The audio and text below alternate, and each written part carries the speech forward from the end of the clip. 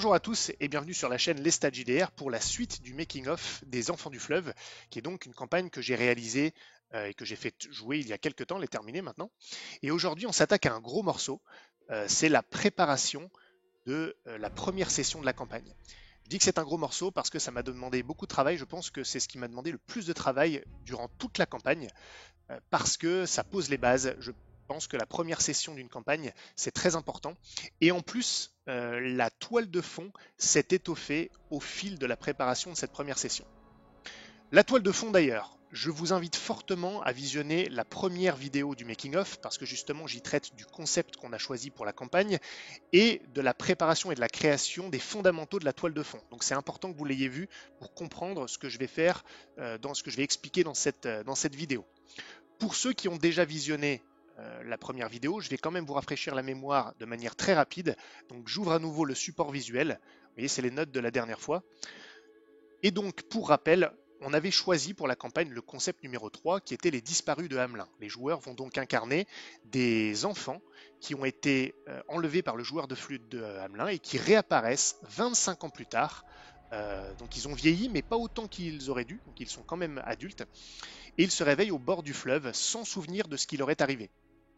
Et la campagne commence 3 ans après leur retour, et ils sont devenus convoyeurs sur le fleuve, donc sur un bateau.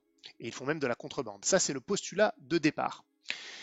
Et comme toile de fond, je vous le fais vraiment très brièvement, mais en gros, leur enlèvement, le joueur de flûte est un être fait, c'est-à-dire un serviteur privilégié d'un démon qui s'appelle la Gorgone.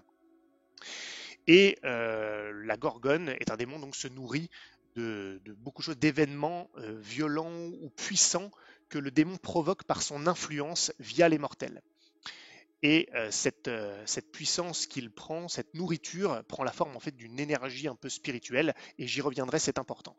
Et donc autour de cette Gorgone, il y a eu un culte il y a bien des années du temps de l'Empire, qui n'était pas qu'un culte mystique, mais une sorte d'association politique qui prônait l'avènement d'une république. Et la Gorgone était simplement son symbole, mais il y avait aussi un côté spirituel mystique. Donc vous voyez, c'est une dimension entre les deux, entre le politique et entre le mystique. Et voilà donc l'essence de la Gorgone, l'ombre qui plane au-dessus de nos personnages, sans qu'ils le sachent bien sûr au début. Voilà donc le résumé en gros de la toile de fond qu'on a posée sur la précédente vidéo. Maintenant, on va s'attaquer à la préparation de la première séance et je vais vous expliquer comment je m'y suis pris. Alors vous verrez, il y a beaucoup d'informations. L'important n'est pas que vous reteniez tout, que vous compreniez vraiment l'histoire, c'est pas le but. Je veux vraiment vous montrer la manière dont j'ai réfléchi et comment certaines réflexions, certains développements justement de ce que je crée me mènent à de nouvelles questions, à de nouvelles réponses et de fil en aiguille me mènent à préparer la session et à étoffer la toile de fond. C'est vraiment ça le plus important, le processus plutôt que le produit fini en réalité. Alors attaquons. D'abord, je me suis posé la question des objectifs de cette première session. Qu'est-ce que j'essaie de faire? Qu'est-ce que je veux montrer? Qu'est-ce que je veux apporter en termes de jeu? En réalité, je fais ça avec à peu près toutes mes séances, surtout les séances vraiment importantes telles que celle-ci ou même mes one-shots. Donc, listons les objectifs. D'abord, je pense que la première session d'une campagne est extrêmement importante parce qu'elle va poser les bases de l'ambiance et de la thématique ou des thématiques qui vont être rencontrées dans la campagne. Ça doit vraiment les annoncer à mon sens. Donc, allons-y. Quelle thématique on doit retrouver? D'abord, c'était évident, le fleuve. Ça s'appelle les enfants du fleuve, et le fleuve va vraiment être un fil conducteur, au propre comme au figuré d'ailleurs. Hein, ça va être le fil rouge, ou plutôt le fil bleu. Et j'ai vraiment l'idée d'une campagne où les joueurs vont voyager le long du fleuve. Donc le fleuve est une thématique importante. Par extension, leur métier de convoyeur, le métier des joueurs, des personnages, puisque ça les définit au moment où commence la campagne, métier de convoyeur. Entre parenthèses, je mets bateau parce qu'ils possèdent un bateau, donc je pense qu'il faut que cette première session mette en scène leur métier et que donc ils soient sur leur bateau, sur le fleuve en l'occurrence. Et l'autre thématique, ça va être leur passé, leur sombre passé, ou leur passé oublié plutôt, leur passé oublié. Et vous verrez que ça sera un petit peu moins présent, peut-être en filigrane, et ça sera surtout présent à la fin, mais je vais y revenir. Voilà les thématiques qu'il faut. Ensuite, j'ai réfléchi à d'autres objectifs. Quel est le type de jeu que je veux apporter d'un point de vue purement ludique dans cette première session? Là, ça a été assez rapide. J'avais envie de tester mon système de combat, donc j'ai mis combat. Il faut qu'il y ait un combat et je l'ai imaginé assez rapidement d'ailleurs pour qu'on commence tout de suite dans l'action. Et à mesure que je décidais qu'il y aurait un combat, tout de suite je me disais, mais ce combat, pour qu'il soit original, on va peut-être le mettre sur le fleuve pendant qu'ils font justement leur métier de convoyeur, donc potentiellement sur le bateau. Donc je remets bateau entre parenthèses, ça peut le rendre original. Pour être tout à fait honnête, j'ai tout de suite eu l'idée d'un combat contre des pirates fluviaux, un truc très simple mais efficace. Et en plus, ça a une saveur particulière, encore une fois, liée au fleuve. Je voulais également qu'il y ait une phase un petit peu plus ouverte. Ça allait être un scénario, je ne vais pas dire guidé, mais il y a quand même une trame et il faut que je les amène quelque part. Je vais vous dire où exactement dans un instant pour ce début de campagne. Il faut vraiment que je lance les choses, mais je voulais quand même qu'il y ait une phase ouverte, probablement au milieu. Donc, je vais le mettre phase ouverte au milieu et aussi probablement dans une ville assez importante parce que les phases ouvertes en ville, c'est toujours propice, et sans doute par le biais d'une enquête.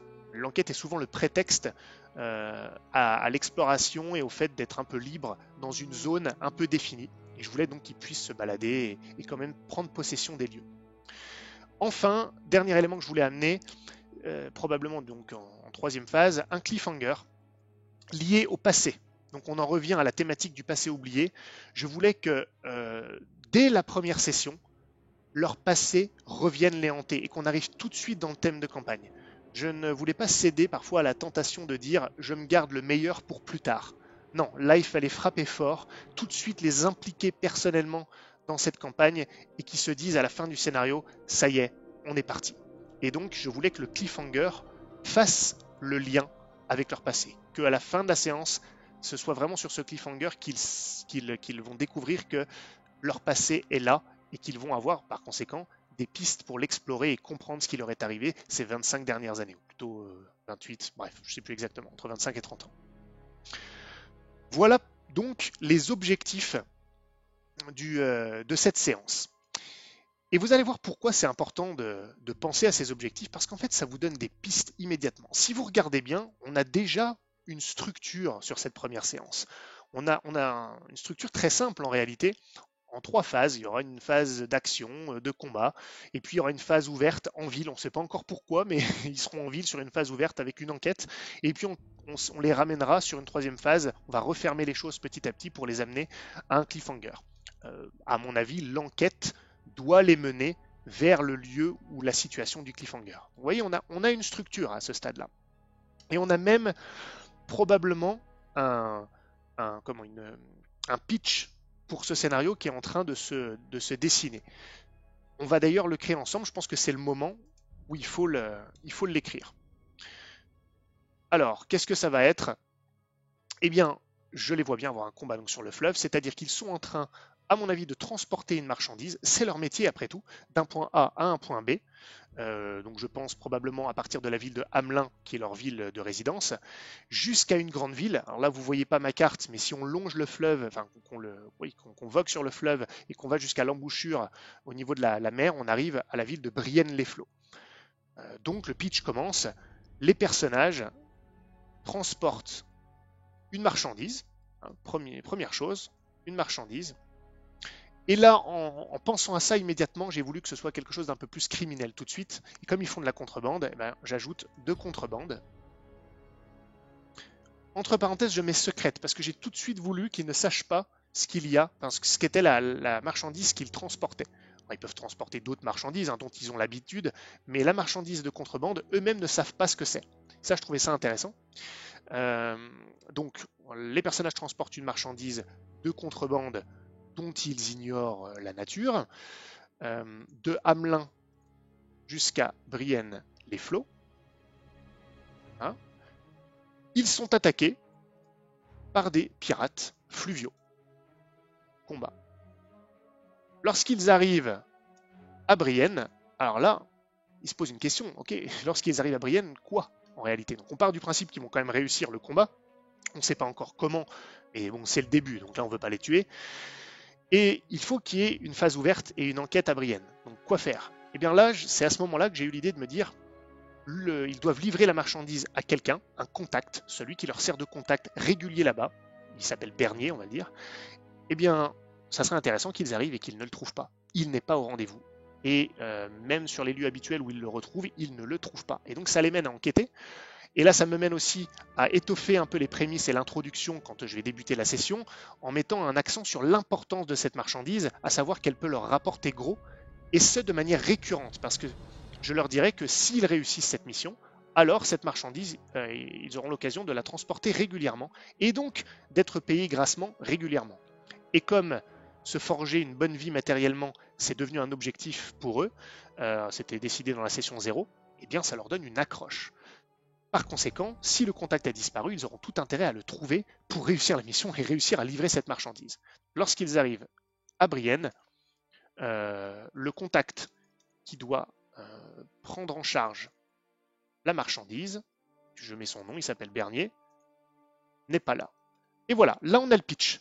Donc là, on a un scénario qui a une structure à peu près globale et on sait de quoi il retourne, on sait ce qu'elle accroche et ce qui va les faire agir sur cette phase ouverte.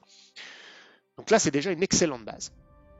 Et là, maintenant, on arrive sur vraiment le gros du travail, ce qui m'a demandé le plus de réflexion, le plus de travail. Parce que vous avez des maîtres du jeu, et je ne critique pas, hein, c'est un choix, qui se dit, ben voilà, j'ai ça me suffit, j'ai pas besoin de savoir ce qui est dans la marchandise pour l'instant, on verra bien, on va improviser.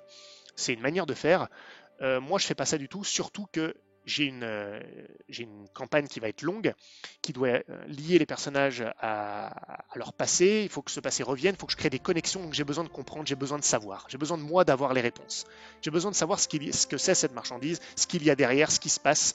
Bref, d'étoffer ma toile de fond, que j'ai déjà en noyau, à partir de cette première session. Et donc, pour le faire, qu'est-ce que je fais? Je me pose des questions. Alors, on va se les poser.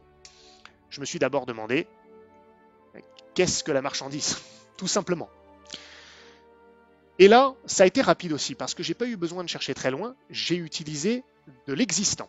J'ai puisé dans la campagne précédente que j'avais fait jouer à mes joueurs, avec d'autres personnages bien évidemment, donc sans lien apparent avec cette campagne, et il se trouve que dans cette campagne précédente, ils ont aidé un alchimiste, ils ont réussi, je vous passe les détails, à permettre à cet alchimiste de concocter de la poudre d'or et de la poudre pourpre, qui sont des concoctions qui vont aider contre l'engeance. L'engeance, c'est un peu mon mal absolu dans mon univers, une forme de vie parasitique très difficile à tuer. Et donc, ces décoctions alchimiques, ces poudres alchimiques permettent de lutter contre l'engeance.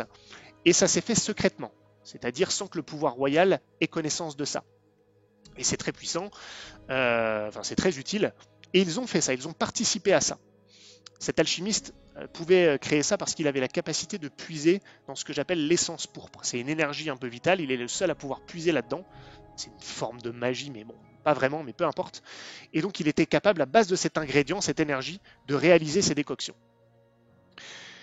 Alors, je me suis dit, je vais réutiliser ça. Et la marchandise, ça va être ça. Ça va être les poudres alchimiques dont je vous parle, qui sont intervenues dans la campagne précédente.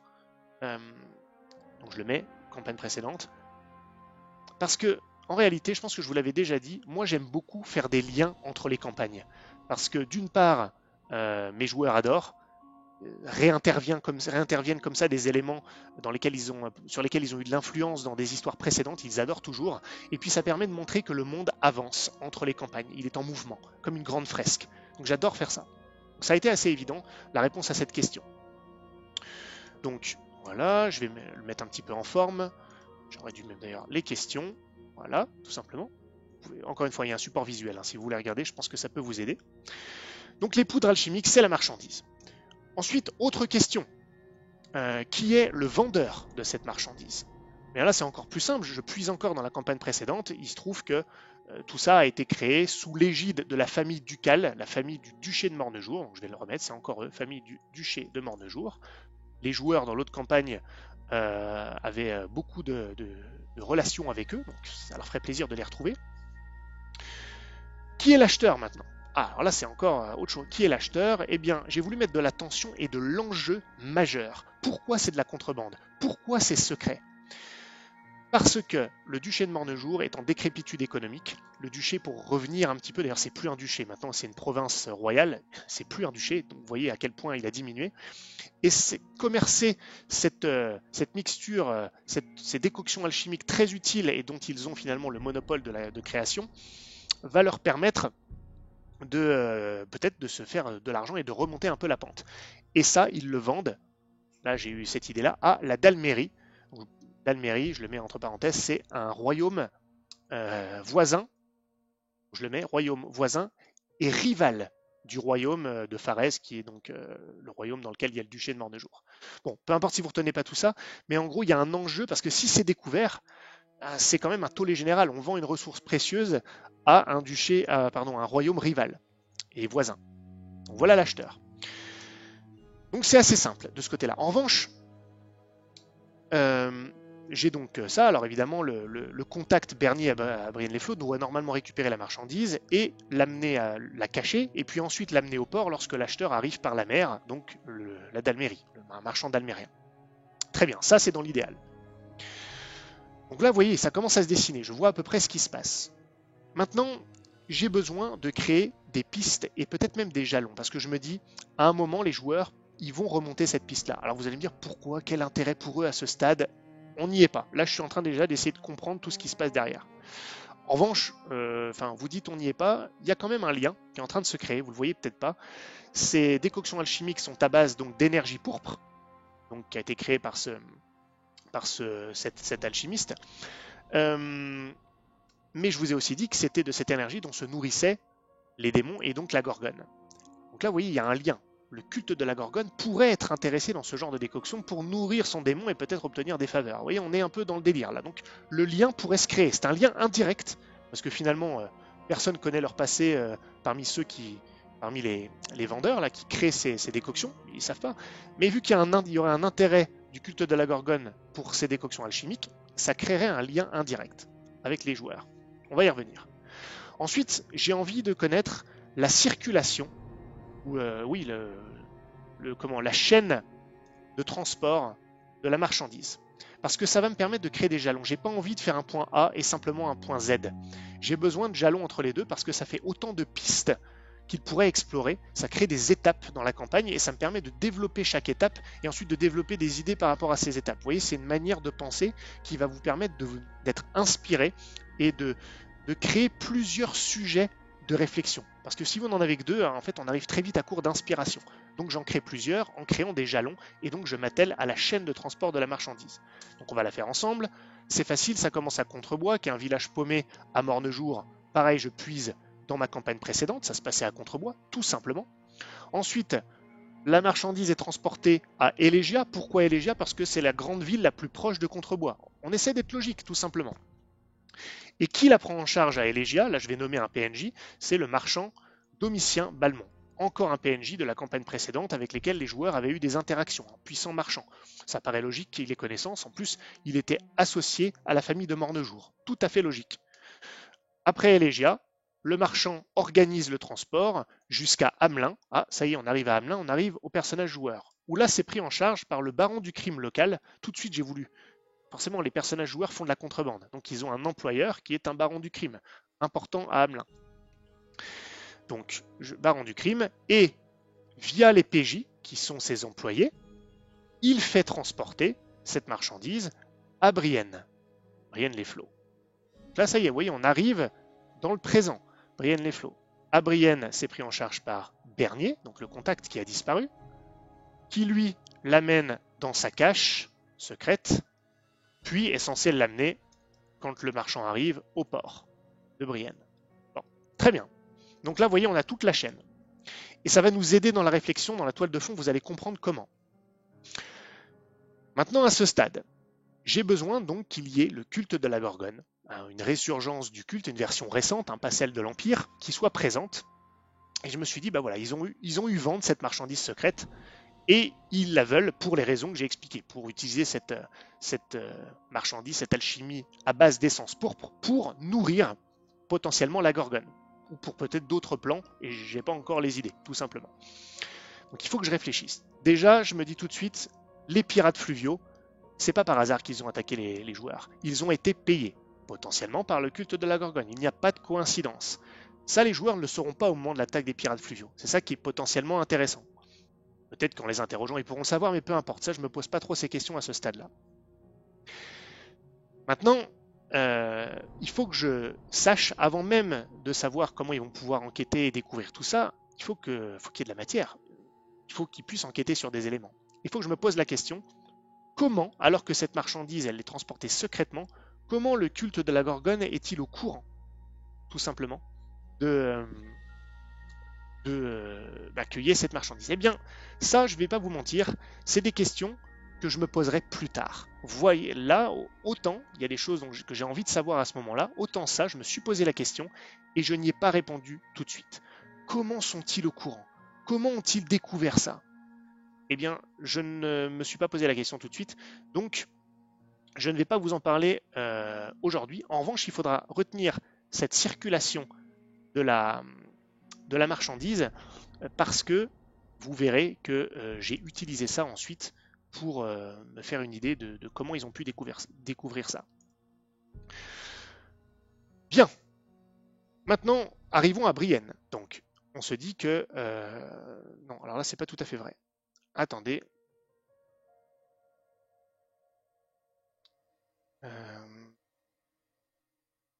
20 minutes. Donc la question, c'est comment? Comment le culte de la Gorgone a-t-il eu vent de ça? Eh bien, allons-y. On va s'inspirer de la circulation de la marchandise.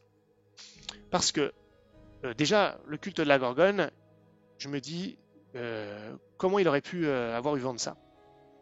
À Brienne-les-Flots. Brienne-les-Flots, c'est quand même loin, c'est la zone où va arriver la marchandise, il n'y a aucune raison qu'il soit au courant qu'il y ait quelque chose là-bas. Ça paraît tiré par les cheveux. Pourtant, il faut bien qu'il y ait le culte de la Gorgone à Brienne-les-Flots puisque les joueurs vont là-bas.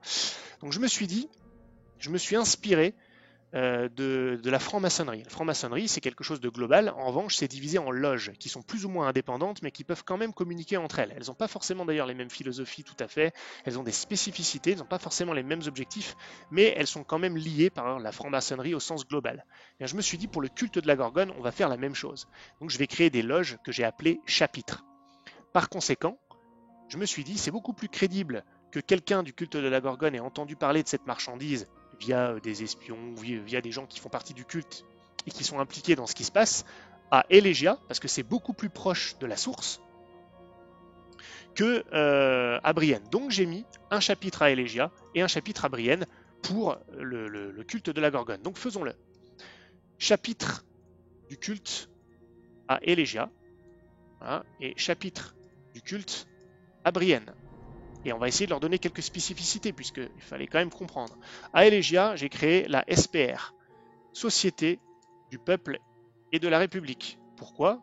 Souvenez-vous, c'est le chapitre le plus proche des origines du culte, qui était donc une association qui prenait la mise en place d'une république par rapport à l'Empire. Donc là, on a un peu un équivalent plus moderne par rapport à ma chronologie, hein, la SPR, donc quelque chose d'assez politique. Ça correspond en plus que ça veut dire qu'ils sont potentiellement dans les hautes sphères, donc ils pourraient avoir quelqu'un du culte qui connaît Domitien Balmont et donc qui connaît ce qui est en train de se passer. Tout de suite, c'est beaucoup plus logique. J'ai pas développé plus la SPR parce que les joueurs ne sont pas prêts d'être à Elegia. Par conséquent, vous voyez, c'est le genre de choses où là, je me laisse la réflexion pour plus tard. Ça n'a pas de sens. Vous allez me dire qu'il y a déjà même beaucoup de réflexion qui est pour l'instant inutile, mais moi, ça m'aide à voir les choses au global et à comprendre. Donc, la SPR.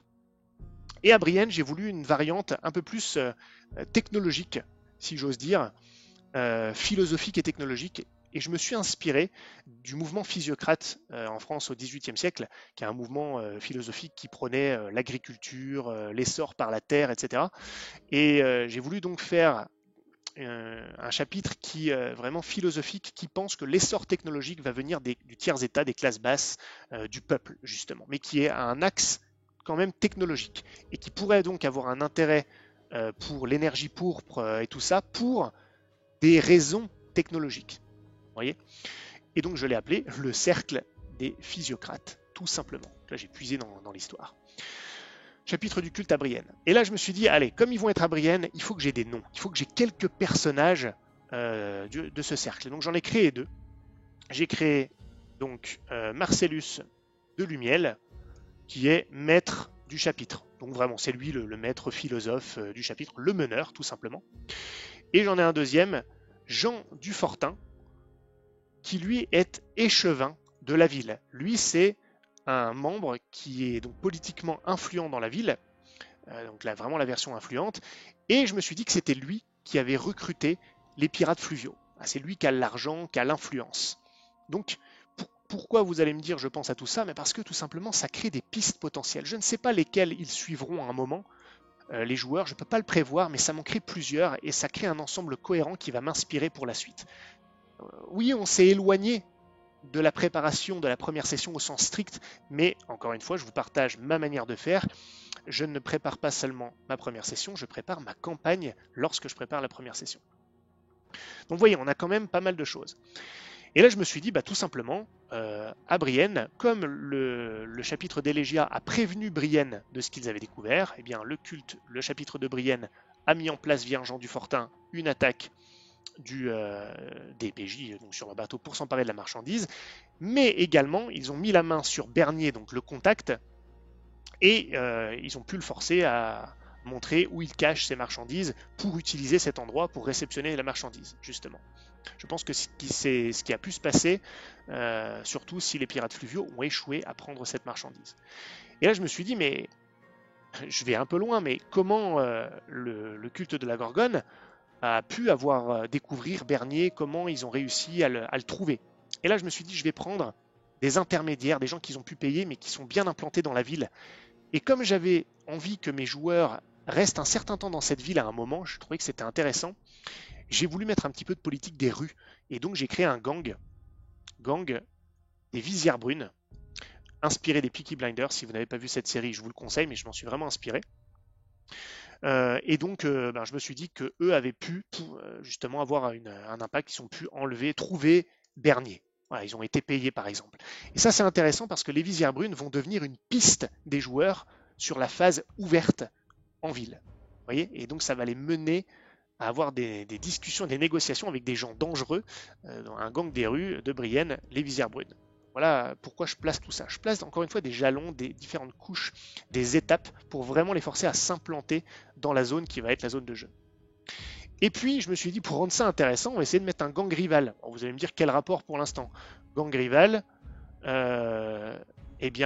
j'ai mis les arrimeurs. Et pourquoi? Parce que je me suis dit, et si Bernier, puisque c'est un criminel aussi finalement, il fait de la contrebande le Bernier, s'il était membre tout simplement même plus précisément, de la corporation des arrimeurs. Les corporations, c'était quelque chose de tout à fait légal au Moyen-Âge, mais je me suis dit, cela en plus, c'est potentiellement des contrebandiers, sous couvert de cette organisation légale, la corporation des arrimeurs.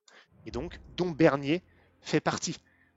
Parce que là, on ajoute en plus une couche, entre guillemets, de guerre des gangs, faute d'un meilleur terme, ou des organisations criminelles au sein de Brienne. Et ça, j'aimais bien ce côté un peu sale, influence des rues. Au-dessus, on a le culte qui tire un peu les ficelles, qui voit ça du haut, haute société, politique, tout ça, et ils utilisent des gangs rivaux. Et donc ça se croise. Bernier faisant partie de la corporation des arrimeurs, rival des visières brunes. Vous voyez, là, on commence à structurer les choses. J'ai pas tant développé que ça la partie ouverte parce que je me suis dit justement on va laisser libre les joueurs et on va voir ce qui les inspire. Et en fait finalement en jeu j'ai pas eu besoin de créer grand chose. Ils sont allés voir au pub ou plutôt à la taverne où Bernier allait régulièrement. Ils ont interrogé les gens donc je leur ai donné des infos. Ils ont cherché des informations auprès d'un garde dont ils ont dit qu'il était corrompu parce que quand ils viennent à Brienne c'est lui qu'ils payent pour qu'ils puissent amarrer leur bateau, et donc lui il a donné les informations sur les visières brunes, donc ils ont pu contacter les visières brunes. Vous voyez, ça j'avais pas pris beaucoup de temps de le préparer, mon contexte me suffisait pour improviser. C'est là où j'ai eu de l'improvisation dans cette phase ouverte, et ça a été facile pour moi d'improviser parce que j'avais une vision globale de ce qui se passait réellement en toile de fond. C'est ça ma méthode. Et bien évidemment, je me suis dit, là on a toute la phase 2 finalement, je me suis dit, il faut réussir à les amener vers la phase 3, qui est le cliffhanger. Le cliffhanger qui les lie à leur passé. Et là, je vais puiser dans mes notes finalement pour trouver où les amener. Tout simplement, c'est la cache de Bernier, ici, la cache secrète. Puisqu'ils ne trouvent pas Bernier, il va bien falloir qu'ils trouvent un endroit où ils pourraient le trouver. Bah, il faut qu'ils remontent la piste de la cache secrète. Alors, je ne vous dis pas encore comment ça s'est passé. Ils ont réussi à trouver la femme de Bernier, etc. Ils ont posé les questions. Et ils ont réussi à savoir où c'était. C'est complètement en dehors de la ville. Ils ont même dû prendre une barque pour y aller. C'est en forêt et c'est dans un genre de caverne. Et je me suis dit, bah, c'est là-bas qu'ils vont aller. Donc, cache secrète, dernière étape, la cache secrète. Et donc, qu'est-ce qu'ils vont y trouver dans la cache secrète? Bon, je me suis dit, on va peut-être donner une nouvelle opportunité de combat. Des mercenaires payés par du fortin, les chevins. Très bien.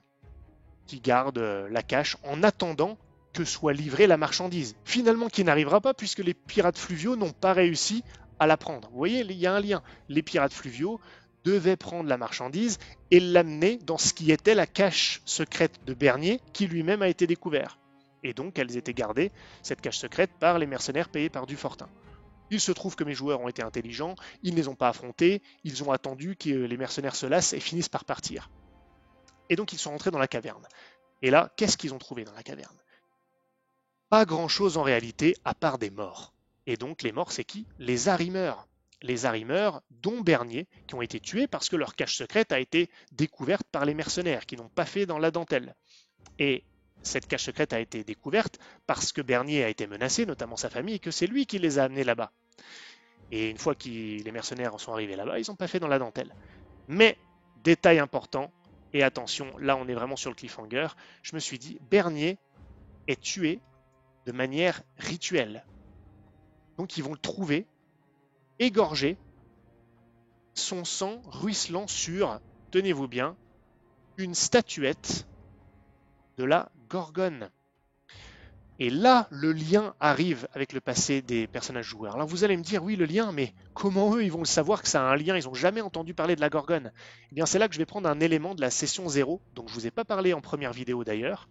Lorsqu'ils se sont réveillés au bord du fleuve, les personnages joueurs, à leur retour, lorsqu'ils ont reparu, ils n'avaient rien, sauf tous une marque, un symbole tatoué au fer rouge sur leur peau. Tous le même.